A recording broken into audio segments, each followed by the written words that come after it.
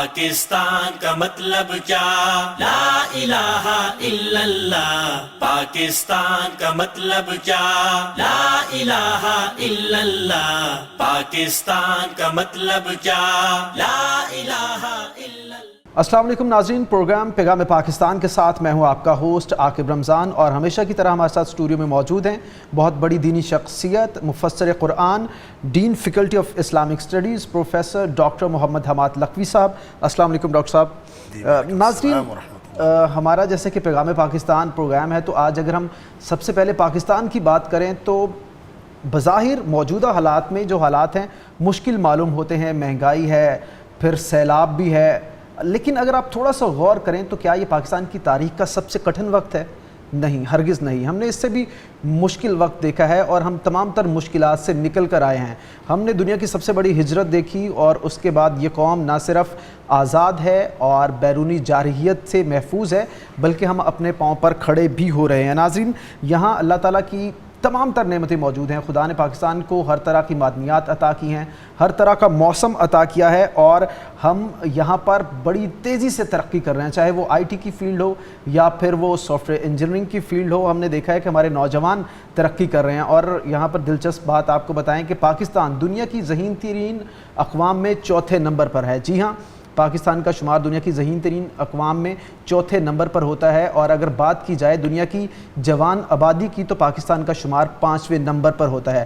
اس کی یہ کتنی بڑی نعمت ہے یہ سمجھنے کے لیے آپ مثال لے لیں جاپان کی یا چین کی، جو کہ دنیا کے امیر ترین ممالک میں شمار ہوتا ہے، ترقی یافتہ ممالک ہے، مگر اس وقت انہیں کیا پریشانی لاحق ہے؟ انہیں پریشانی لاحق ہے کہ ان کی جو جوان آبادی ہے، نوجوانوں کی آبادی ہے، تیزی سے کم ہوتی جا رہی ہے. انہیں فکر لاحق ہے کہ ان کی بزرگ آبادی کو سنبھالنے کے لیے نوجوان کم پڑیں گے، ان کی معیشت کو چلانے کے لیے نوجوان کم پڑیں گے. تو ناظرین، یہ تمام تر صورتحال آپ پر ڈیپینڈ کرتی ہے کہ آپ کسی بھی سچویشن کو کس طریقے سے لیتے ہیں.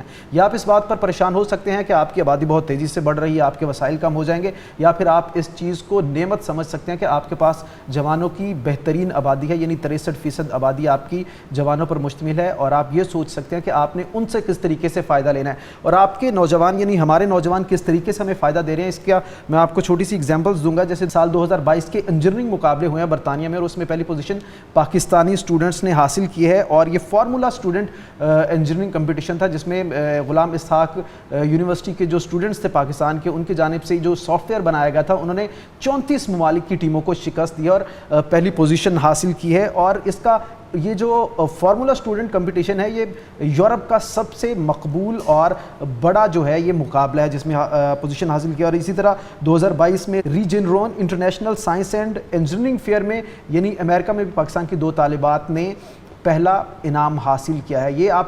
یہ ہمارے نوجوان ہیں جو ہمیں پاکستان کا نام پوری دنیا میں روشن کر رہے ہیں. حالات کیسے بھی ہیں، مشکل ہیں، آپ نے اس مشکل حالات میں روشنی کی کرن بننا ہے اور روشنی دیکھنا ہے. اسی پر بات کریں گے، ڈاکٹر صاحب سے رہنمائی لیں گے. سر، یہ جو مثالیں ہمارے ساتھ موجود ہیں، اس وقت میں سمجھتا ہوں کہ ہماری قوم کو بہت ضرورت ہے کہ انہیں امید کی کرن نظر آئے، آپٹیمزم نظر آئے. مشکل حالات ہیں، کس طریقے سے ہمیں آگے کی جانب بڑھنا چاہیے؟ بسم اللہ الرحمن الرحیم. دیکھیں، جب آدمی مشکل حالات میں ہوتا ہے یا بھوک میں ہوتا ہے، اس کو کوئی وزڈم کی بات سمجھانا بہت مشکل ہوتی ہے، اور یہ نیچرل ہے. اور سائیکولوجیکلی کوئی شخص جب بہت ڈاؤن ہوتا ہے تو اس کو اس کیفیت سے باہر نکالنا بھی مشکل ہے. اور پھر خاص طور پہ جب آپ اس طرح کی خبریں شیئر کرتے ہیں تو بعض اوقات یہ خبریں اچھی بھی نہیں لگتی کہ آپ ایک مصیبت میں مبتلا ہیں اور آپ کو اچھی اچھی خبریں سنائی جا رہی ہوتی ہیں. تو انسان جس نفسیاتی کیفیت میں انفرادی اور اجتماعی طور پر مبتلا ہو چکا ہوتا ہے تو اس کو اچھی بھی نہیں لگتی. لہٰذا ایک تو سب سے پہلی بات کہ ان کیفیات سے نکلنے کے لیے ہمیں کیا کرنا چاہیے، اور ہمیں اپنے ان جو نیگیٹو مائنڈ سیٹ ہے اس کو پازیٹیو کیسے لے کے جانا چاہیے. اس کے لیے ان خبروں کی طرف بعد میں آنا چاہیے. سب سے پہلے اور سب سے آخر اور سب سے جو یوں کہہ لیجئے کہ باٹم لائن یہ ہے کہ ہم اللہ کا شکر ہے مسلمان ہیں، اور مسلمان کو مایوسی ہوتی ہے، اپنے حالات سے مایوسی ہوتی ہے، اپنے روزگار سے مایوسی ہوتی ہے، جو معاشی معاملات ہیں، پھر سیاسی ہمارے جو ایک کیوس ہے، ہر طرح کی ایک ابتری ہے، اس سے مایوسی ہوتی ہے. تو وہ سارے سہارے جس کو انسان اپنا سہارا سمجھ رہا ہوتا ہے، ہمارا سسٹم کلیپس کیا جا چکا ہے، یعنی ایسے لگتا ہے جیسے ہمارا سسٹم بھی موجود نہیں رہا، بہت ساری جگہوں پہ ریٹ آف دا گورنمنٹ بھی چیلنج کی جاتی ہے. تو یہ ایک دفعہ ہم جب یوں سارے منظر پہ نظر دوڑاتے ہیں تو لگتا یوں ہے کہ جیسے مایوسی ہے. دیکھیں مایوس تو وہ ہو جس کا اللہ نہ ہو، تو جس کا اللہ ہے اس کو مایوسی کی کیا ضرورت ہے؟ قرآن نے یہی بات کہی، لا تقنطوا من رحمت اللہ. دیکھیں ہر چیز سے آپ مایوس ہو جائیں، ہر سہارے سے مایوس ہو جائیں. مجھے اگر آپ سے کوئی توقع ہے تو میں اس سے مایوس ہو جاؤں، اور ویسے بھی مجھے کوئی توقع رکھنی نہیں چاہیے کسی سے. اور اگر میں توقع رکھتا ہوں اور میں اس سے مایوس ہو گیا ہوں تو اللہ جیسی با وفا ہستی کوئی نہیں، اور اللہ جیسی پیار کرنے والی اور رؤوف الرحیم ہستی کوئی نہیں. وہ اگر موجود ہے اور وہ یقیناً موجود ہے تو پھر مجھے پریشانی کس بات کی؟ اس لیے اللہ کریم نے قرآن میں واضح طور پر سورہ زمر کے اندر فرمایا. اس لیے مفسرین نے اس آیت کو قرآن حکیم کی سب سے زیادہ امید افزا آیت قرار دیا ہے کہ قل یا عبادی الذین اسرفوا علی انفسہم، اے حبیب صلی اللہ علیہ وسلم میرے ان بندوں سے کہہ دیجئے جو اپنی جانوں پر ظلم کر بیٹھے. یعنی ہم نے 75 سال ہو گئے اپنے جانوں پر ظلم ہی تو کیا ہے، ہم نے اور کیا کیا ہے؟ ہم کہیں ہمارا ملک خراب ہو گیا، ہمارے ملک میں کچھ نہیں بچا. بھائی نہیں، یہ ملک اللہ کی نعمت ہے اور اس نعمت کی قدر کی جانی چاہیے، اور جتنا ہم شکر کریں گے اتنا اللہ تعالیٰ ہمیں اور دے گا. اور پھر اس کا یہ نعمت کے ساتھ ساتھ یہ ایک معجزہ بھی ہے. اتنے لٹیرے آئے جنہوں نے لوٹا، اتنے کھانے والوں نے اس کو کھایا، اتنے لوگوں نے بددیانتی کا مظاہرہ کیا، اور اس خیانت اور چور بازاری میں سے نکل کر آج یہ ملک پوری دنیا میں سینہ تان کے کھڑا ہے. اور اللہ کا شکر ہے کہ پہلی اور واحد ایٹمی طاقت ہے، اور پوری دنیا کے سامنے ایک چھوٹا سا تو ملک ہے. ہمارا پڑوسی ملک آپ اندازہ کیجئے کہ اس سے 7 گنا بڑا ملک ہے.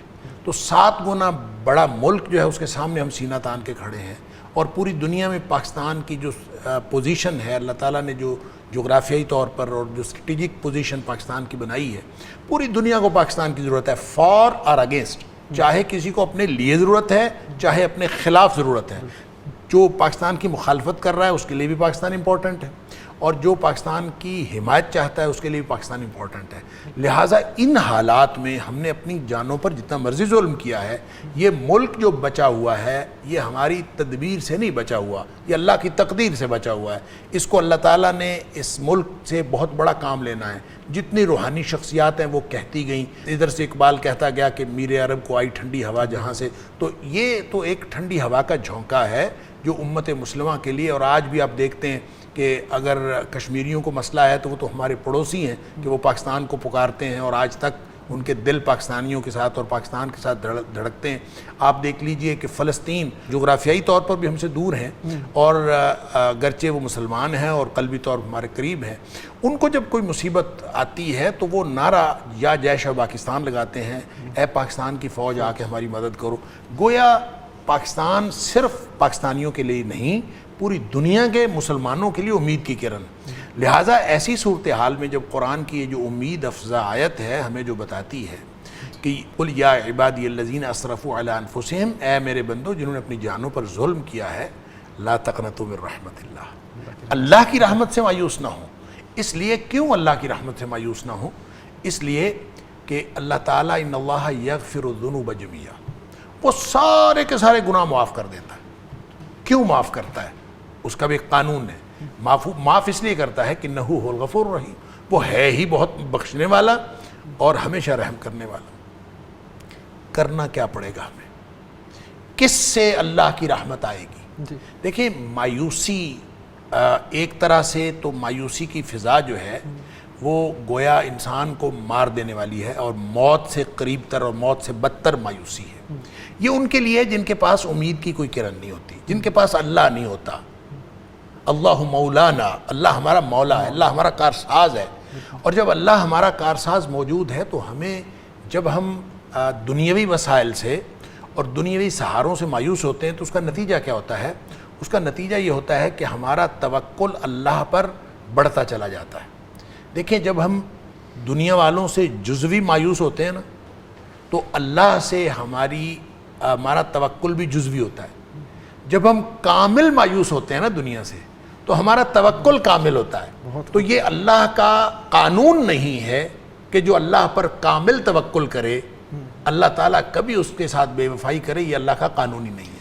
لہٰذا جب لا تقنطوا من رحمت اللہ ہے تو ہم سے جو توقع کی جا رہی ہے وہ سب سے پہلی توقع ہم سے یہ ہے کہ وَأَنِيبُوا إِلَىٰ رَبِّكُمْ وَأَسْلِمُوا لَهُ, ہر طرف سے منہ موڑو, دنیاوی سہاروں سے منہ موڑو اور اپنے آپ کو اللہ کے سپرد کر دو. انیبوا الی ربکم, جھک جاؤ اپنے اللہ کی طرف و اپنے رب مالک کی طرف, واسلموا لہ, اور اپنے آپ کو اس کے سپرد کر دو. تو سب سے پہلا نقطہ تو یہ ہے کہ ہم ساری دنیا سے مایوس ہوں لیکن اللہ سے مایوس نہ ہوں. ڈاکٹر صاحب یہاں پر بریک شامل کرنی ہے, بریک کے بعد ناظرین ڈاکٹر صاحب سے مزید رہنمائی لیں گے after a short break. Pakistan کا مطلب کیا؟ لا الہ الا اللہ. پاکستان کا مطلب کیا؟ لا الہ الا اللہ. پاکستان کا مطلب کیا؟ لا الہ الا اللہ. پاکستان کا مطلب کیا؟ لا الہ الا اللہ. پاکستان کا مطلب کیا؟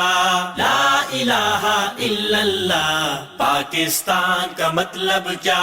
لا الہ الا اللہ. ویلکم بیک ناظرین. گفتگو ہو رہی تھی کہ اللہ سے, اللہ کی رحمت سے مایوس نہیں ہونا چاہیے انسان کو. ڈاکٹر صاحب بہت خوبصورت یہ آیت مبارکہ جس کا آپ نے حوالہ دیا, اللہ تعالیٰ کی رحمت سے کیا کوئی انسان مایوس ہو سکتا ہے؟ مسلمان ہو, ایمان بھی ہو, ایسی صورتحال مسلمان انسان پر بن پڑتی ہے؟ دیکھیں مومن ہے نا تو اللہ کا وعدہ ہے وَأَنْتُمُ الْأَعْلَوْنَ إِن كُنْتُم مُؤْمِنِينَ, شرط ہے تم اپنے ایمان کی فکر کرو, عروج اور ترقی تمہارا مقدر ہے. یہ اہل ایمان سے وعدہ ہے, سب سے نہیں ہے. اور ظاہر ہے اللہ تعالیٰ نے پھر یہ وعدے جو کیے ہیں قرآن میں جا بجا اس کی مختلف طرح کی ڈسکرپشن آئی ہے. مثال کے طور پر اللہ تعالیٰ نے فرمایا کہ إِن يَنْصُرْكُمُ اللَّهُ فَلَا غَالِبَ لَكُمْ, اگر اللہ تمہاری مدد کرے تو پوری دنیا میں تمہارے اوپر کوئی غالب نہیں آ سکتا, تم مغلوب ہو ہی نہیں سکتے. وَإِن يَخْذُلْكُمْ, اور اگر اللہ تمہیں چھوڑ جائے فَمَنْ ذَا الَّذِي يَنْصُرُكُمْ مِنْ بَعْدِهِ, پھر بھری دنیا میں تمہاری کوئی مدد کرنے والا نہیں. تم مانگتے پھرو, جا کے امریکہ سے مانگو, فرانس سے مانگو, دنیا ساری سے مانگو, تمہاری مدد کرنے والا کوئی نہیں, کیونکہ اللہ اگر چھوڑ جائے. وَعَلَى اللَّهِ فَلْيَتَوَكَّلِ الْمُؤْمِنُونَ, اہل ایمان کو تو صرف اللہ پر بھروسہ کرنا چاہیے. تو جو میں بات کر رہا تھا نا بریک سے پہلے کہ کامل بھروسے کے لیے دنیاوی سہاروں سے کامل مایوسی ضروری ہے. جب آپ کامل مایوس نہیں ہوتے تو آپ جزوی طور پر سہاروں سے مایوس ہوتے ہیں تو جزوی توکل رکھتے ہیں. جزوی توکل کے پھر وہ نتائج نہیں نکلتے. آپ کامل توکل کریں پھر انشاءاللہ اللہ تعالیٰ آپ کو اپنے حفاظت میں لے لیتا ہے. سب سے پہلی بات اپنے ملک کے ہر فرد کو میں یہ کہوں گا اور ملت اسلامیہ کے ہر فرد کو کہوں گا کہ وہ اللہ پر بھروسہ رکھے اور اللہ کی رحمت سے کبھی مایوس نہ ہو. حالات کتنے خراب تھے کہ حضرت یعقوب علیہ السلام رو رو کے ان کی آنکھیں جو ہیں وہ بینائی ختم ہو گئی, اور یوسف علیہ السلام کا پتہ نہیں عرصہ دراز سے, اور جمع پونجی ختم ہو گئی جس سے جا کے وہ راشن لانا تھا, اور سب کچھ ختم ہو گیا. حالات کیا تھے؟ ان حالات میں حضرت یعقوب علیہ السلام اپنے بچوں سے کہتے ہیں کہ اللہ پر بھروسہ رکھنا ہے اور اللہ سے کبھی مایوس نہیں ہونا, کیونکہ اللہ کی رحمت سے مایوس وہی ہوتا ہے جو ظالم ہوتا ہے, جس کے اندر ایمان نہیں ہوتا, جو مشرک ہوتا ہے وہ اللہ کی رحمت سے مایوس ہوتا ہے.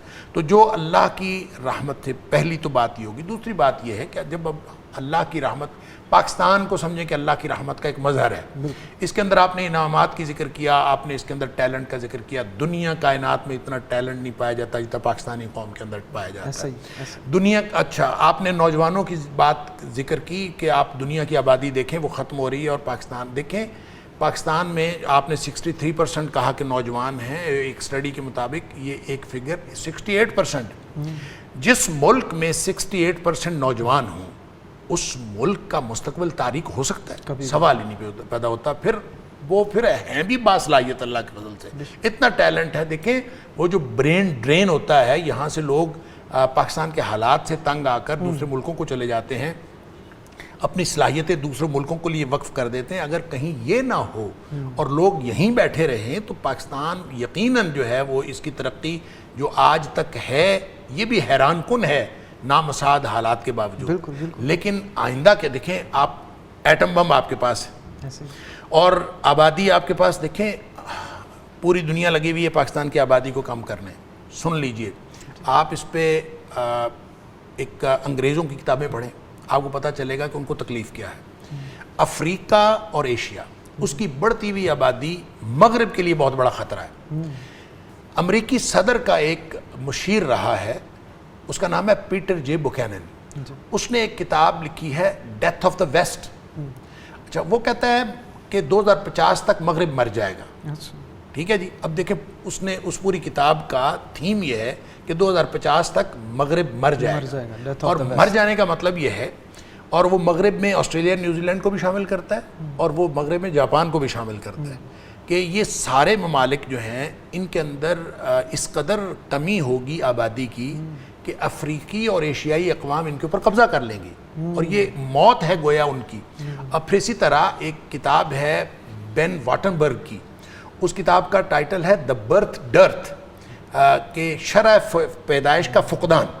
اب وہ کہتا ہے کہ شرح پیدائش کا جو فقدان ہے وہ بھی یہی نتیجہ نکالتا ہے کہ جو ایشیائی اور افریقی اقوام ہیں ان کی جو شرح پیدائش ہے اور جو مغربی اقوام کی شرح پیدائش ہے, اس میں زمین آسمان کا فرق ہے, اور یہ ایک پاپولیشن ایکسپلوژن ہے, اور یہ ایک دم اس بم نے جو ہے وہ پوری دنیا کو باقیوں کو تباہ کر دینا ہے, اور یہ انہوں نے قبضہ کر لینا ہے.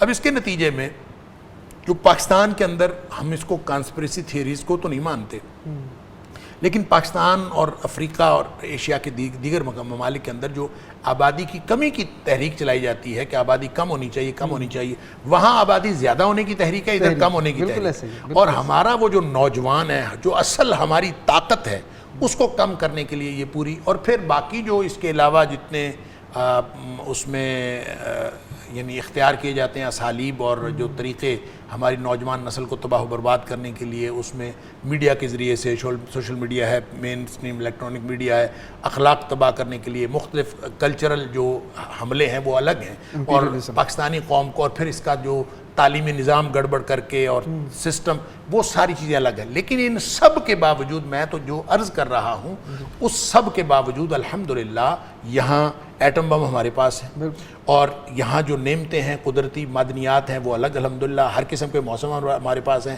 میدان ہمارے پاس ہیں, خشک پہاڑ ہمارے پاس ہیں, سرسبز پہاڑ ہمارے پاس ہیں, ندیاں, نہریں, دریا ہمارے پاس ہیں, باغات ہمارے پاس ہیں.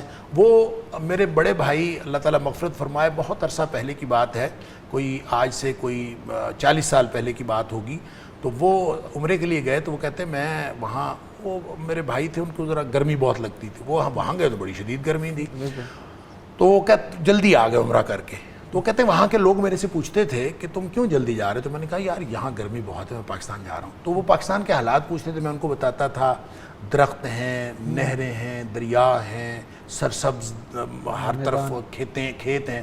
تو وہ کہتے ہیں آپ کا ملک تو جنت ہے. اچھا, تو اندازہ کیجئے کہ یوں لگتا ہے کہ وہ نعمتیں جن کا ذکر اللہ کریم نے سورہ الرحمن کے اندر کیا ہے, فَبِأَيِّ آلَاءِ رَبِّكُمَا تُكَذِّبَانِ, کہ تم اپنے رب کی کون کون سی نعمتوں کو جھٹلاؤ گے, وہ ساری نعمتیں اللہ کریم نے پاکستان کے اندر عطا کی ہوئی ہیں. اور پھر جب آپ ٹیلنٹ کی بات کرتے ہیں, آپ نے بات کی کہ سافٹ ویئر انجینئرنگ میں بچوں نے جو ہے وہ مقابلہ جیتا عالمی مقابلوں میں, پھر آپ یہ دیکھتے ہیں کہ جو ہمارا جو یہ عرفہ کریم بیچاری, وہ بچی وہ جلدی فوت ہو گئی, جس کے نام سے یہ ٹاور بھی بنا, آپ یہ دیکھیں اس کو پوری دنیا میں اس کی صلاحیتوں کو ریکگنائز کیا گیا. یعنی جس قدر ٹیلنٹ پاکستان کے اندر, پھر ہم ایک عرصے تک جو ہے وہ اسکواش کے اندر عالمی چیمپئن رہے, ہاکی کے عالمی چیمپئن رہے, ہم کرکٹ کے عالمی چیمپئن رہے. اب بھی پاکستان کی جو کرکٹ کی ٹیم ہے وہ کہیں اوپر 2-3 نمبروں میں رہتی ہے, ٹیسٹ کرکٹ میں, T20 میں. دیکھیں کون سا شعبہ ہے جہاں پاکستان جو ہے. اور پھر آپ جب دیکھتے ہیں نیکی کے کاموں میں, مساجد اللہ کا شکر ہے آج بھی بھری ہوئی ہیں, اذانیں آتی ہیں, لوگ نمازیں پڑھتے ہیں, اور پھر چیریٹی, حالانکہ پاکستان ایک غریب ملک, مہنگائی کا واویلا سب کچھ, اور لگتا یوں ہے اور کہا یہ جاتا ہے کہ دنیا میں چیریٹی کے اعتبار سے پاکستان دوسرے نمبر پر ہے.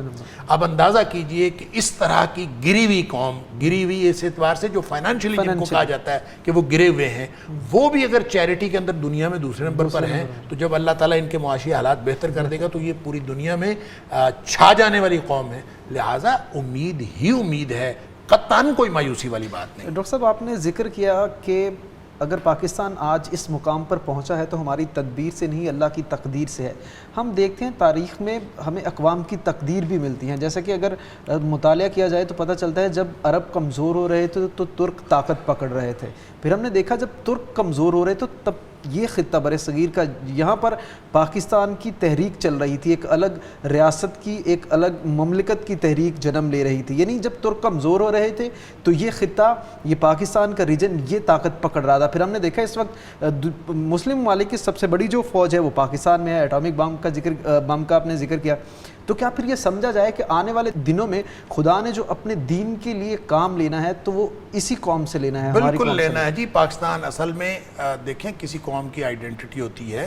پاکستان باوجود اس بات کے کہ ایک نیشن سٹیٹ ہے اور پوری دنیا میں جو نیشن سٹیٹس کا ایک ٹرینڈ چلا اس میں پاکستان بھی یہ لکیریں, جغرافیائی لکیریں, ہم تو ان کی کوئی حیثیت نہیں سمجھتے سوائے اس کے کہ دنیا کی ایک پولیٹیکل تقسیم ہے, ایک سیاسی تقسیم ہے. اور اس سیاسی تقسیم ہونے کے باوجود جب دنیا کے دیگر اسلامی ممالک کو پاکستان میں اپنی امید اور قیادت نظر آتی ہے تو اس کا مطلب یہ ہے کہ اللہ کریم نے ان نیشن سٹیٹس ہونے کے باوجود اور اس طرح سے جغرافیائی لکیریں ہونے کے باوجود اللہ نے وہ ملت کا تصور قائم بھی رکھنا ہے اور اس ملت کی قیادت بھی پاکستان سے کروانی ہے انشاءاللہ. اور یقیناً جب بھی دیکھتے ہیں دنیا کے کسی بھی خطے میں کسی بھی مسلم کو یا کسی بھی مسلمان ملک میں یا کسی بھی ایسی جگہ پر جہاں پر مسلمان اقلیت میں ہے وہاں پر مسلمانوں کو تکلیف پہنچتی ہے تو آپ دیکھتے ہیں کہ سب سے زیادہ اس کا رد عمل پاکستان سے ہی نکلتا ہے. اور شاید اس کی وجہ یہی ہے کہ خدا نے منتخب کر رکھا ہے ہمیں کہ آنے والے سالوں میں, آنے والے دور میں اس امت کی راہبری ہے جو وہ یہیں سے ہوگی. اس لیے آپ اپنے ملک سے, اپنے ملک کے حالات سے مایوس نہ ہوں بلکہ اپنی آنے والی نسل کو اس کے لیے تیار کریں کہ آپ لوگوں نے آگے بڑھ کر آنے والے زمانوں میں کس طریقے سے اس دنیا کی قیادت کرنی ہے. ناظرین, پروگرام میں شامل کریں گے ایک وقفہ, آپ ہمارے ساتھ رہیے. پاکستان کا مطلب کیا؟ لا الہ الا اللہ. پاکستان کا مطلب کیا؟ لا الہ الا اللہ. پاکستان کا مطلب کیا؟ لا الہ الا اللہ. پاکستان کا مطلب کیا؟ لا الہ الا اللہ. پاکستان کا مطلب کیا؟ لا الہ الا اللہ. پاکستان کا مطلب کیا؟ لا الہ الا اللہ. ویلکم بیک ناظرین. پروگرام کے اس حصے میں ہم بات کریں گے مہنگائی کے حوالے سے. ایک مرتبہ پھر پیٹرولیم مصنوعات کی قیمتوں میں اضافہ ہوا ہے. پیٹرولیم مصنوعات میں صرف پیٹرول کی قیمت میں اضافہ ہوا ہے, گو کہ مٹی کا تیل ہے وہ بھی اس میں بھی کمی ہوئی ہے اور لائٹ ڈیزل میں بھی کمی ہوئی ہے, جبکہ ڈیزل کی پرائس سیم رہی ہے اور پیٹرول کی پرائس میں 1 روپے 47 پیسے کا اضافہ ریکارڈ کیا گیا ہے. اور اس کے بعد آپ کو پتہ ہے جب پیٹرولیم مصنوعات کی قیمتوں میں اضافہ ہوتا ہے تو دیگر اشیاء پر بھی اس کے اثرات مرتب ہوتے ہیں. دوسری جانب آٹے کی قیمت بھی تقریباً 16 روپے 50 پیسے تک بڑھ گئی ہے. چینی ہے, گھی ہے, اس کی قیمتیں بھی مسلسل بڑھتی جا رہی ہیں. اور اب دکانوں پر نوٹس بورڈ پر یہ نوٹس لگے ہوئے نظر آتے ہیں کہ جو چیزیں ہیں ان کی قیمتیں روزانہ کی بنیاد پر ہیں, اس لیے بحث مت کیجیے. اس تمام تر صورتحال میں ایک جانب یہ مہنگائی ہے, پوری دنیا میں مہنگائی کا مسئلہ ہے, پاکستان بھی اسی سے دوچار ہے. دوسری جانب ایک مڈل کلاس عام لوگ اپنا بجٹ کس طریقے سے بنائیں, اس صورتحال سے کیسے نمٹا جا سکتا ہے, اسی پر ڈاکٹر صاحب کی رہنمائی لیں گے. ڈاکٹر صاحب, سب سے پہلے اس مہنگائی کی صورتحال کو آپ کس طریقے سے دیکھتے ہیں اور کیا اسٹریٹجی ہونی چاہیے عام لوگوں کی اس صورتحال میں؟ دیکھیں, عام لوگ تو بیچارے اس مہنگائی کا شکار ہیں. تو جو شکار ہوتا ہے اس کی تو کوئی اسٹریٹجی نہیں ہوتی. اس نے کیا اسٹریٹجی بنانی ہے؟ اسٹریٹجی گورنمنٹ بنا سکتی ہے اور ارباب اختیار بنا سکتے ہیں اور پھر جو بڑے بڑے کاروباری طبقات ہیں وہ بنا سکتے ہیں. اور پھر جیسے پاکستان کے حالات ہیں, دیکھیں مہنگائی تو پوری دنیا میں اور اس میں کوئی پاکستان پوری دنیا سے کوئی الگ تھلگ نہیں ہے, پوری دنیا میں مہنگائی ہے. لیکن کچھ چیزیں یہاں پہ عجیب ہو رہی ہیں. مثلا پیٹرول پوری دنیا میں سستا ہو رہا ہے اور یہاں مہنگا ہو رہا ہے. اور پھر پوری دنیا میں گورنمنٹ جو ہے وہ اپنے عوام کا خیال رکھتی ہے ون وے اور دا ادر, اور ان کو کمپنسیٹ کرتی ہے کسی نہ کسی طور. مثال کے طور پر جب یہ کرونا وائرس آیا ہے کووڈ-19 تو تقریباً ساری حکومتوں نے اپنے جو عوام الناس ہیں ان کو کاروبار میں کوئی نہ کوئی سپورٹ دی ہے, کوئی فائنانشل سپورٹ دی ہے کسی نہ کسی طرح. تو ظاہر ہے پاکستان چونکہ گورنمنٹ کے پاس بھی اتنے وسائل نہیں ہوتے تو پاکستان نے اگرچہ ایک اچھی اسٹریٹجی کے ساتھ اس سے نپٹا، لیکن عوام کو کوئی فائنینشیل سپورٹ نام کی کوئی چیز اس طرح کی نہیں مل سکی۔ اوپر سے پھر اب پاکستان کے چاروں صوبے متاثر ہو گئے سیلاب سے، اب وہ بیچاروں کے گھر بھی نہیں، جو بچی کھچی بات تھی وہ بھی ختم ہو گئی، لوگوں کی فصلیں ختم ہو گئی جس کے اوپر ان کا انحصار تھا، لوگوں کی دکانیں، ایک دوست بتا رہا تھا اس کی پن چکی تھی وہ بھی شکار، ہر چیز جو ہے وہ دیکھیں اب اس سے بھی کوئی ایک صوبہ متاثر نہیں ہوا۔ پہلے سیلاب آتا تھا، کچھ تھوڑا سا علاقہ متاثر ہوتا تھا، لیکن اب اس قدر جو ہے، اور مہنگائی پہلے ہی بہت زیادہ تھی، اور اس میں پھر آپ جو ہے نا اس طرح کی کیفیت میں چلے جائیں کہ آپ کا جو جمع پونجی ہے وہ بھی سیلاب کی نظر ہو جائے تو پھر حالات بہت دگرگوں ہو جاتے ہیں، جو کہ ہمارے پاکستان میں اس وقت حالات اسی طرح کے ہیں۔ لیکن جب ہم شرعی رہنمائی کی بات کرتے ہیں تو دیکھیں ایک ہوتی ہیں لگژریز آف لائف اور ایک ہوتی ہیں نیڈز آف لائف، نیسیسٹیز۔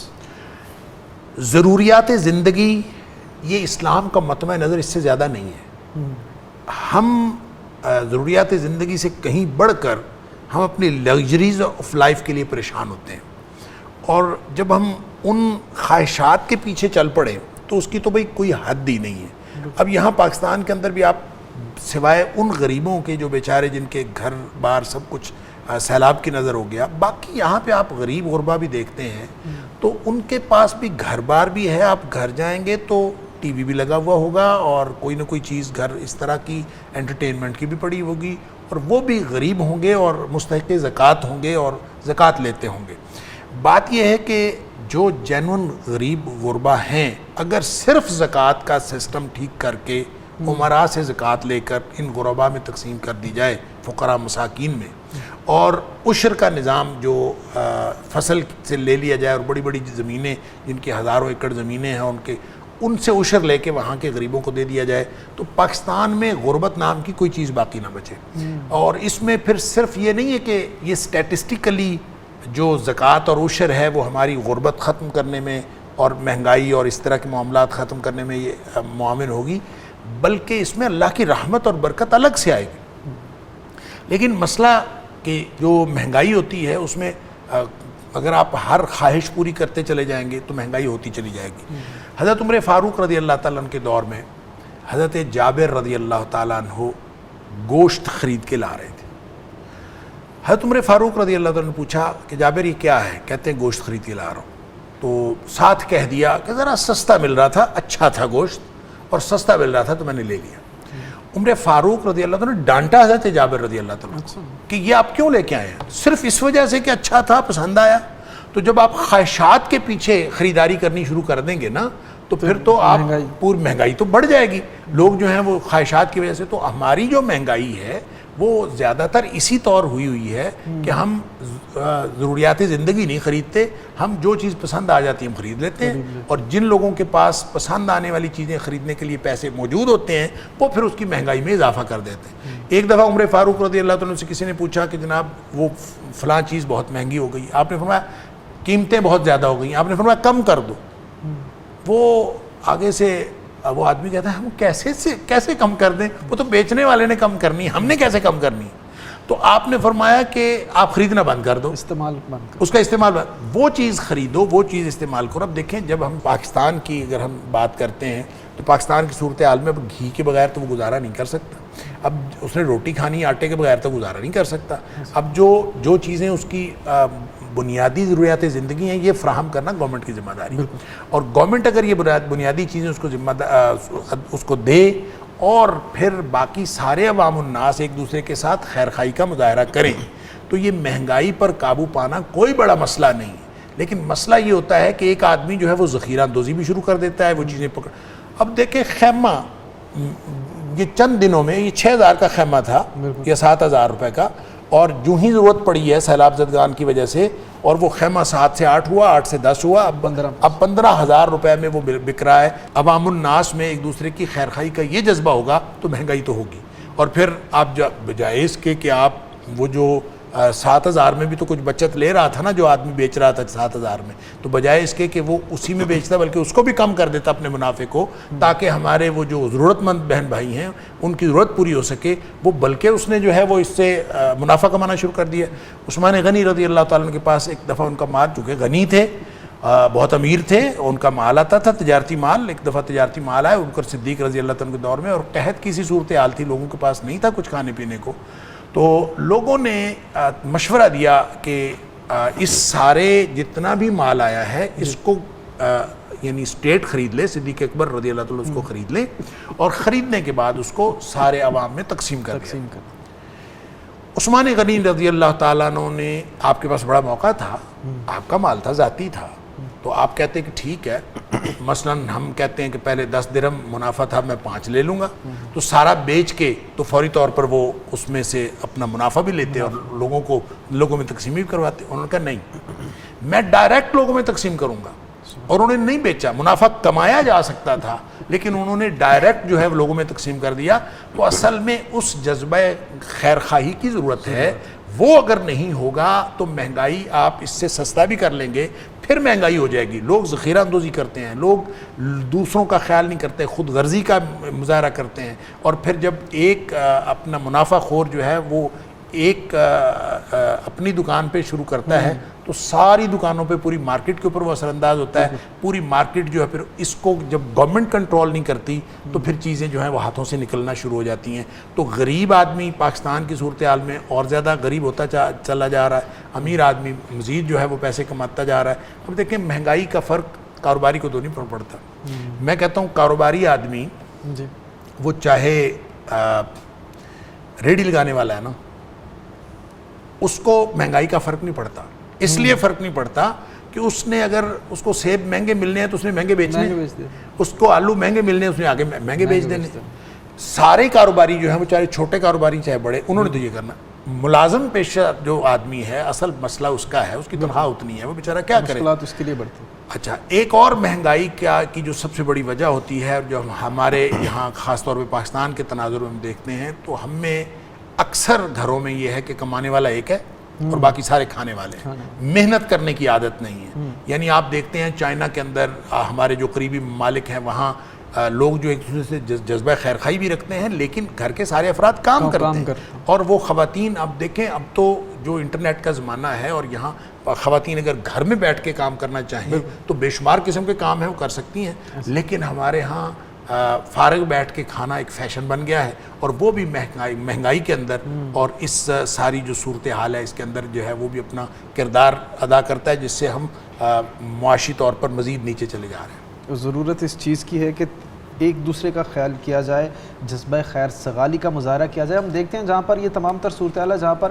جو خیمے ہیں ان کی قیمتیں بڑھائی گئی ہیں، تو ہم نے یہاں پر ایسے لوگ بھی دیکھے ہیں، جیسے ایک بچے کی سوشل میڈیا پر بہت زیادہ ویڈیوز وائرل ہو رہی تھی جس میں اس نے اپنی محنت کی 7 دن کی بوٹ پالش کر کے، جوتے پالش کر کے جو محنت کی کمائی تھی وہ اس نے سیلاب متاثرین کے لیے وقف کی ہے۔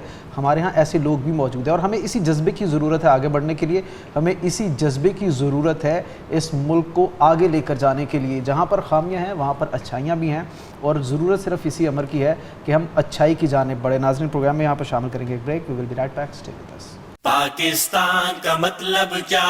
لا الہ الا اللہ۔ پاکستان کا مطلب کیا؟ لا الہ الا اللہ۔ پاکستان کا مطلب کیا؟ لا الہ الا اللہ۔ پاکستان کا مطلب کیا؟ لا الہ الا اللہ۔ پاکستان کا مطلب کیا؟ لا الہ الا اللہ۔ پاکستان کا مطلب کیا؟ لا الہ الا اللہ۔ ویلکم بیک ناظرین۔ ٹرانسجینڈر ایکٹ سے متعلق جو کیس اس وقت شرعی عدالت میں جاری ہے اس میں اہم ڈیولپمنٹس ہوئی ہیں۔ اس کیس کے اندر مزید فریقین کی جو درخواستیں ہیں وہ شرعی عدالت کی جانب سے منظور کی گئی ہیں۔ مزید اس کیس میں کیا ڈیولپمنٹ ہوئی ہے اور آگے کیا ہو سکتا ہے، اسی پر بات کریں گے۔ ہمارے ساتھ موجود ہیں ایڈوکیٹ عبدالرحمان صاحب، یہ اس گزشتہ سماعت میں موجود تھے۔ بہت شکریہ عبدالرحمان صاحب آپ کے قیمتی وقت کے لیے، ویلکم ٹو دا شو۔ سر، سب سے پہلے آپ سے یہ جاننا چاہیں گے یہ جو گزشتہ سماعت ہوئی ہے اس میں کون کون سے نئے فریقین کی درخواستیں منظور کی گئی ہیں، پٹیشنرز کی، جنہیں اس کیس میں شامل کیا گیا، اور اس سے قبل کون سے پٹیشنرز موجود ہیں اس کیس میں پہلے سے؟ جزاکم اللہ خیر، اس اہم موضوع پر آپ نے مجھے گفتگو کا اور اس سے انفارم کرنے کا موقع دیا۔ اس سے پہلے 2020 میں پٹیشن مختلف پینڈنگ تھی، جس میں حماد حسین ورسز وفاق پاکستان، ڈاکٹر عرفان احمد ورسز وفاق پاکستان، ان دونوں کا نمبر 5I-2020 اور 6I-2020 تھا۔ اس میں ان دونوں جو پٹیشنز ہیں شریعت پٹیشنز، ان میں مختلف لوگ آ کر پارٹیز بنتے رہے۔ آلموسٹ تقریباً کوئی 14-15 لوگ آج کی جو ہیئرنگ تھی اس سے پہلے تک اس میں پارٹیز تھے۔ اب جو کل ہیئرنگ ہوئی ہے اس میں 2 عدد متفرق درخواستیں عدالت کے سامنے آئی تھیں، جس میں ایک درخواست سینیٹر مشتاق احمد خان صاحب کی تھی اور ایک عدد درخواست لاہور سے ماہر نفسیات ہیں، ان کی NGO ہے برتھ ڈیفیکٹ فاؤنڈیشن۔ ان دونوں حضرات کی طرف سے ایک متفرق درخواستیں یہ تھیں کہ ہمیں بھی اس شریعت پٹیشن میں فریق بنایا جائے، جس کو عدالت نے ان کی استدعا کو منظور کرتے ہوئے ان کو باقاعدہ اس میں پٹیشنر کے طور پر ان کو امپلیٹ کر لیا۔ اس کے علاوہ بہت سارے ایسے لوگ تھے جنہوں نے اپنی 110 کی درخواستیں اس میں کل ہی دائر کی تھیں، جسے عدالت نے منظور کرتے ہوئے سب کو کہا ہے کہ وہ تحریری دلائل تمام جتنے بھی فریقین ہیں وہ اس میں تحریری دلائل سے کو عدالت میں جمع کروائیں تاکہ عدالت اس سے مستفید ہو سکے۔ عبدالرحمن صاحب، آپ سے یہ جاننا چاہیں گے کہ اس وقت جو پلی شرعی عدالت میں موجود ہے، یعنی کہ جو استدعا موجود ہے، اس کا بنیادی نقطہ کیا ہے اس کیس میں؟ جی، جو شریعت پٹیشن حماد حسین ورسز وفاق پاکستان ہے، اس میں ایک ہی بنیادی نقطہ ہے کہ چونکہ اس بل کی جو متعدد شکایات ہیں وہ اسلامی شریعت سے متصادم ہیں، تو لہٰذا اس کا سارا سٹرکچر جو ہے وہ بھی شریعت کے متصادم ہی سمجھا جائے گا، لہٰذا اس بل کو کالعدم قرار دیا جائے ڈیو ٹو اسلامی انجیکشنز کے خلاف ہونے کی بنیاد پر۔ اور یہی ابھی تک ایک استدعا چل رہی ہے۔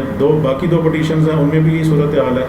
ایک تیسری پٹیشنز جو ٹرانسجنڈر ایکٹ کے حوالے سے جو موجود ہے وہ 6I/2021، وہ بھی حماد حسین ورسز وفاق پاکستان کے نام سے ہے۔ اس میں میں خود بھی باقاعدہ فریق ہوں۔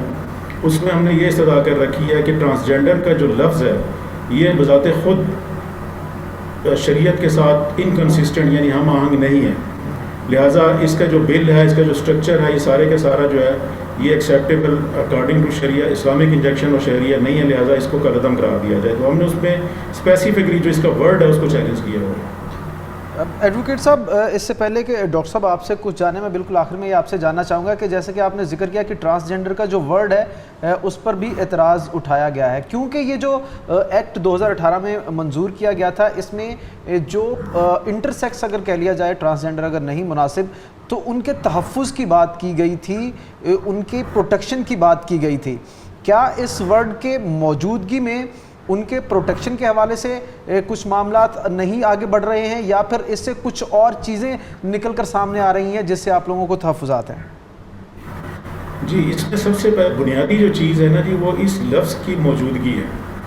یہ لفظ ایک خاص معنی رکھتا ہے اور ایک خاص اس میں وسعت بھی ہے، خاص گنجائش بھی ہے، اور اس کے علاوہ یہ کہ اس میں مستقبل میں بھی آنے والے جو نئے جینڈر ویریئنٹس ہیں وہ بھی اس میں انکلوڈ کیے جا سکتے ہیں۔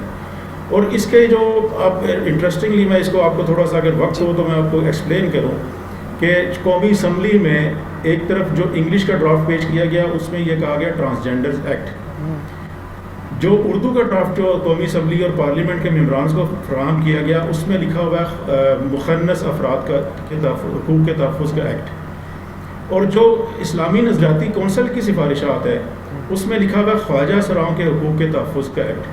تو اب یہاں سے آپ دیکھیں کہ جو خواجہ سرا ہے وہ صرف یونخ تک اس کے محدود معنی ہے، اس کی معنوی تعبیر بھی جو ہے یونخ تک کے ساتھ منسلک ہے، اس سے زیادہ جامع نہیں ہے، جبکہ مخنث افراد بھی ایسے افراد کو کہا جاتا ہے کہ جو مرد ہو کر خواتین کی مشابہت کو اختیار کریں، وضاقتہ لباس ولیہ جو بھی ہے۔ اب جو ٹرانسجنڈر کا ورڈ ہے یہ اتنا سنگین اور اتنا مہلک ہے کہ اس کی جامعیت اور اس کی وسعت ان دونوں الفاظ سے خواجہ سرا اور مخنث سے کہیں زیادہ ہے۔ اس میں ایسے جینڈر ویریئنٹس کو بھی شامل کیا گیا ہے کہ جو اسلام میں مکمل طور پر ممنوع اور حرام ہے، جیسے جو ٹرانس مین، ٹرانس وومن، اور جو اس کے ساتھ ساتھ جو دوسرے کیٹیگریز ہیں، مثلا جو خواجہ سرا کے اندر جو یونکس ہیں، جون خب ایسے آدمی کو کہا جاتا ہے کہ جس کے تولیدی اعضاء جو ہیں وہ تلف کر دیے جائیں یا اس نے کیسٹریشن کروا لی ہو. تو کیا یہ کوئی پیدائشی نقص تو نہیں ہے؟ تو ان کو بھی آپ ایک جو قانوناً اور شرعاً ایک آدمی جو جرم کا مرتکب ہوا ہے آپ اس کو ایک اسپیشل رائٹس دے کر اس کو آپ مراعات دیں گے تو لوگوں میں تو انکریج کیا جائے گا, حوصلہ افزائی ہوگی لوگوں کی, ہر آدمی اٹھے گا وہ اپنی ڈیزائر سے یا کسی طریقے سے وہ کروا کر کیسٹریشن تو وہ یہ مراعات بھی حاصل کر لے گا کہ اس طرح تو ہمیں داخلے بھی مل جائیں گے خواتین کے انسٹیٹیوشنز میں, ہمیں جابز بھی مل جائیں گی اور ہمارے لیے جو دیگر مراعات ہیں وہ بھی ہمیں مل جائیں گی. عبدالرحمن صاحب اب یہ بتائیں کہ یہ جو 20 ستمبر کو سماعت ہوئی ہے یہاں وفاقی شرعی عدالت میں تو وہاں کیا اس میں ڈیولپمنٹ کیا ہوئی ہے؟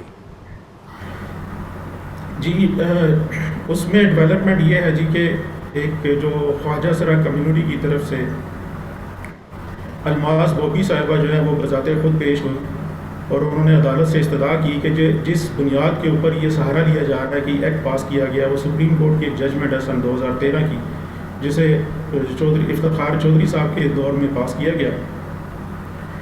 انہوں نے بتایا کہ جی جو اس ججمنٹ کو ایک تو اس کو مس انٹرپریٹ کیا جا رہا ہے, دوسرا یہ جو قانون بنایا گیا ہے جب اس کو بنایا جا رہا تھا اس وقت سینیٹر فضرت اللہ بابر کو میں نے کئی دفعہ کانٹیکٹ کیا کہ مجھے بھی اس میں شامل کیا جائے کیونکہ جو اصل خنسا برادری ہے جس کو سو کارڈ یہ غلطی سے لوگ اس کو بولتے ہیں خواجہ سرا, جو خنسا برادری ہے ان کو اگنور کیا گیا, ڈیلیبریٹلی ان کو اگنور کیا گیا, ان کو شامل نہیں کیا گیا.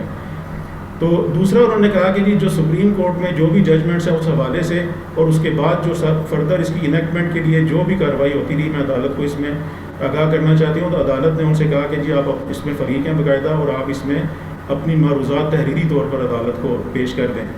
اس دوران سینیٹر جو پاکستان پیپلز پارٹی کے سابق سینیٹر فرت اللہ بابر صاحب وہ بھی روسٹرم پر آ گئے اور انہوں نے کہا کہ جی مجھے یہ کل رات ہی پتہ چلا ہے کہ شریعت کورٹ میں کوئی شریعت پٹیشنز اس ایکٹ کے خلاف موجود ہے, تو میں بھی عدالت کو اسسٹ کرنا چاہتا ہوں کہ آخر ہم نے کتنی اس کے اوپر گفتگو کی, اس کے اوپر کتنی ڈیبیٹ ہوئی اور کس طرح سے ہم نے اس کو پاس کروایا ہے. تو میری اور خاص طور پہ جو وفاقی منصف کی ٹاسک فورس قائم کی گئی تھی اس حوالے سے بھی میں معروضات پیش کرنا چاہتا ہوں. تو عدالت نے بڑی تحمل سے اور سنجیدگی سے ان کو بھی اجازت دی کہ آپ بھی بے شک اس میں اپنی بے شک آپ اس میں فریق کے طور پر شامل ہو جائیں اور اپنی جو بھی آپ استدعا ہے اور معروضات ہے آپ پیش کر دیں, ہم اس کو بھی کنسیڈر کر لیں گے. اس کے بعد جو سب سے اہم اور ٹرننگ پوائنٹ تھا اور سب سے پروسیڈنگس کا سب سے اہم ترین نقطہ تھا کہ ڈاکٹر انصر جاوید صاحب جو برتھ ڈیفیکٹ فاؤنڈیشن لاہور کے چیئرمین فاؤنڈر بھی ہیں, انہوں نے عدالت کو بڑے دلائل کے ساتھ, مضبوط دلائل کے ساتھ اور ٹھوس شواہد کے ساتھ کچھ تصاویر بھی وہ اپنے ہمراہ لے کر آئے ہوئے تھے جس میں انہوں نے عدالت کو کہا کہ میں صرف عدالت کی حد تک محدود رکھنا چاہتا ہوں کہ کچھ پرائیویٹ پیشنٹس ہیں جن کی پرائیویسی بھی لیک نہ ہو. انہوں نے یہ ڈیمانسٹریٹ کیا باقاعدہ کہ جو خنسا افراد ہیں جدید میڈیکل سائنس کی روشنی میں وہ بھی قابل علاج ہیں اور ان کی آرگنائزیشن 178 خنسا افراد کا باقاعدہ علاج کر چکی ہوئی ہے اور وہ اس وقت خوشگوار اور بہترین زندگی گزار رہے ہیں اور ان کے بچے بھی موجود ہیں. پھر انہوں نے دوسرا ان کی جو پہلو تھا ان کی بحث کا اور دلائل کا وہ یہ تھا کہ ٹرانسجینڈر جو ہم کہتے ہیں یہ ٹرانسجینڈر سو کالڈ ورڈ ہم یوز کر رہے ہیں, یہ کوئی جنس نہیں ہے, میڈیکلی بھی اس میں پروف نہیں ہوتا, سائیکالوجی کی جو سائنس ہے اس میں بھی اس کا کوئی نہیں پروف ہوتا کہ یہ کوئی جنس ہے, بلکہ یہ ایک مرض ہے جینڈر ڈسفوریا جس میں ایک آدمی اپنے آپ کو اپنی جنس میں ڈسکمفرٹ فیل کرتے ہوئے دوسری اس میں کنورٹ ہونا چاہتا ہے جنس میں. اس پر بھی انہوں نے بھرپور دلائل دیے اور میرا خیال ہے کہ وہ بہت ہی نہایت اہم نکات تھے جو انہوں نے اٹھائے. اس کے علاوہ ایک اور آرگنائزیشن تھی RJS لائف کیئر اسلام آباد, انہوں نے بھی اسی حوالے سے عدالت کی معاونت کرتے ہوئے بتایا کہ جی جینڈر ڈسفوریا اس کے پیشنٹ کا علاج کس طرح ممکن ہے اور وہ کتنے کیسز جو ہیں وہ اس کو کامیابی سے علاج کر چکے ہیں. تو پھر یہ جو کارروائی اس کی عدالت کی ملتوی ہوئی ہے, پھر یہ کوئی تاریخ انہوں نے نہیں دی ہے, کیا کیا ہے؟ جی اس سے پہلے جو وزارت انسانی حقوق کے وکیل کے ساتھ جو مکالمہ ہوا معزز بینچ کا وہ بڑا نہایت اہم ہے اور سٹارٹ ہی وہیں سے ہوا تھا تلاوت قرآن پاک کے بعد کہ عدالت نے استفسار کیا کہ یہ بتایا جائے کہ اگر ایک بینا آدمی وہ نابینا ہونے کا دعوے دار ہو اور وہ قانونی مراعات لینے کے لیے چلا جائے تو کیا ہم اس کو بغیر دیکھے بغیر پرکھے اس کو قانونی اور تحفظ اور مراعات دے دیں گے؟ تو اس کا جواب ان کے پاس نہیں تھا. اس کے بعد انہوں نے پھر ایک اور استفسار کیا جو ایکٹنگ چیف جسٹس صاحب تھے ڈاکٹر سید محمد انور صاحب, انہوں نے استفسار کیا کہ آپ نے اسلامی نظریاتی کونسل کے ساتھ پچھلی ہیئرنگ میں یہ پرومس کیا تھا کہ ان کے ساتھ جو کارسپونڈنس ہے وہ آپ بتائیں گے اور ان کی سفارشات کو پیش کریں گے، تو کیا وہ آپ نے پیش کی ہیں؟ تو عدالت کو بتایا گیا جی وہ صفحہ مثل پر موجود ہیں. جب اس کو ملاحظہ کیا گیا تو اس میں ایک بات سامنے آئی کہ اسلامی نظریاتی کونسل نے اس کی متعدد شکایات کو غیر اسلامی قرار دے دیا ہے. اور فردر جہاں پر بحث ہوئی کہ جو انہوں نے اس پہ ریکمنڈیشن دیتے ہوئے اسلامی نظریاتی کونسل نے مزید یہ مطالبہ کیا کہ اس قانون کی از سر نو تصویب کی جائے، جس کو ہم اگر اردو سے چونکہ لوگ شناسہ نہیں ہیں تو انگلش میں کہا جاتا ہے اس کو، یعنی ری ڈرافٹنگ کا انہوں نے کہا ہے کہ اس کو از سر نو ڈرافٹ کیا جائے. اب یہاں پر عدالت نے ایک بڑا ہی اہم کویسچن جو ہے وہ اٹھایا تھا کہ یہ بتایا جائے کہ جب ملک کا ایک آئینی ادارہ جس کے پاس یہ اختیارات موجود ہیں کہ وہ کسی نافذ شدہ قانون کا ریویو یا نظر ثانی طلب کرے، تو اس کے بعد اس کی رپورٹ آ جائے کہ غیر شرعی اور غیر اسلامی ہے، تو پھر اب وزارت انسانی حقوق اس پر کیا موقف اختیار کرے گی؟ کیا آپ نے اپنے اعلیٰ حکام سے اس بارے میں کوئی کنسلٹیشن کی ہے؟ جس پر وزارت انسانی حقوق نے مہلت کی استدعا کی کہ جی ہمیں مہلت دی جائے تو ہم اپنے جو ہائی ایپس ہیں ان سے کچھ معلومات لے کر انشاءاللہ عدالت کو آگاہ کر دیں گے. اب جہاں تک آپ کا سوال ہے کہ جی غیر معینہ مدت کے لیے کیوں ملتوی ہوا، یہ جو ایک روٹین پروسیجر ہے کہ وفاقی شرعی عدالت جب غیر معینہ مدت کے لیے کوئی معاملہ ملتوی کرتی ہے اور نیکسٹ ڈیٹ نہیں دیتی، لیکن نارملی جب وہ دوبارہ سے کیس مقرر ہوتا ہے تو تمام فریقین کو نوٹسز وغیرہ سرو کر دیے جاتے ہیں. اور جس طرح سود کی پٹیشنز میں ہم نے دیکھا کہ جو اہم نوعیت کے معاملات ہیں اس بینچ نے اس سے پہلے بھی اس کو کافی تیزی سے سنا اور کسی نتیجے پر پہنچے، منطقی انجام تک اس کو پہنچایا. تو میرا خیال ہے کہ اس پہ اتنی تشویشناک بات نہیں ہے. اصل میں جو ایک ٹرانسجینڈر افراد کی طرف سے ایک بار بار مطالبہ یہ آ رہا تھا کہ جی ابھی تک جو بینچ کے سامنے جتنی اوپینینز آئی ہیں اس میں طبی ماہرین بھی شامل ہیں اور بھی ہیں، لیکن جو جینڈر ایکسپرٹس ہیں وہ شامل نہیں ہیں.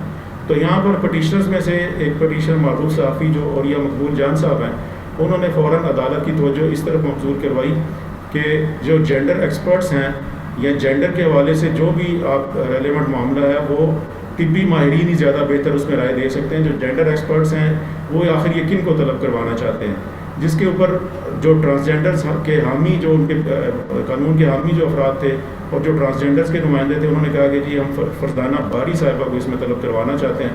تو عدالت نے ان کو کہا کہ جی آپ ان کے کوائف وغیرہ اور ان کے رابطہ نمبر عدالت میں جمع کروا دیں ہیئرنگ کے بعد، تو ہم اس کے معاملے میں دیکھ لیں گے.